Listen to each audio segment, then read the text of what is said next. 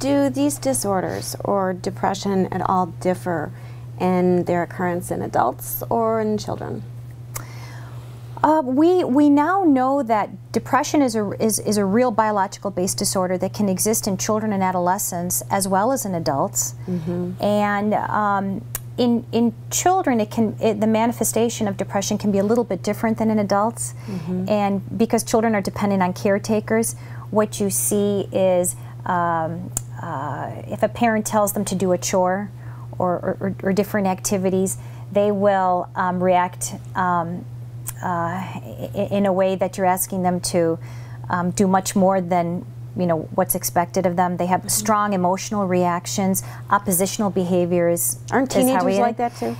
Yeah, actually, you know what? That's actually a myth about teenagers. People will come to me and they say, well, aren't teenagers rather supposed to be moody and temperamental? And I say, for the most part, we expect teenagers to be pretty content and to get along with their primary caretakers and teachers. And if you have a teenager with persistent mood or irritability, then that's a concern. So not performing as well academically, stomach aches, headaches, a lot of bodily aches and pains, that can be an indicator of depression in children. During the holidays, if our viewers see or feel symptoms like this, what would be the first plan of attack before contacting a professional? Well, I think that it's important to reach out to somebody that a person trusts, that's close to, and if there is a person that they know, that they feel they can open up to. If they're feeling a little bit more isolated, especially during the holiday months, sometimes reaching out to a friend that maybe you haven't seen in a while. I think rituals are important. I think there's simple things you can do in the holidays that don't have to be extravagant, that can help a person and make them feel better. Exercise is actually one other option that a person has that can really increase energy and overall well-being. Of course, when in doubt, seek professional help. When do you know to seek professional help? I think once a person feels that they've exhausted other resources for them, if they feel that there's a clergy member, whether in the synagogue or church, or if there's for a child, they can go perhaps to a school counselor.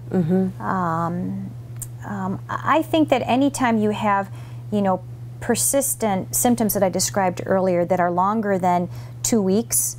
So it's something beyond just the holiday blahs. It's beyond just once in a while feeling a little bit down and the holiday blues. If they persist beyond 2 weeks, then I think it's and that's a general rule of thumb.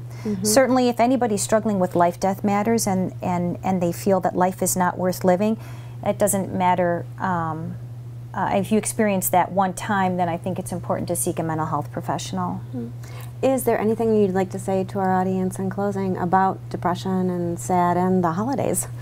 Well, I think it's important to note that you don't have to have a reason to feel depressed to wonder, okay, is it okay to seek a mental health professional?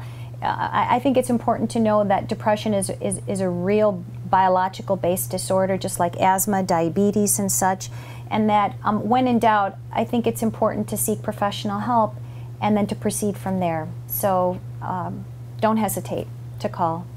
Well, Dr. Flynn, thank you for joining us today. You're welcome. And there's additional information on depression and its treatment and where in the community you can go for assistance on Dr. Flynn's website, and the address is right here.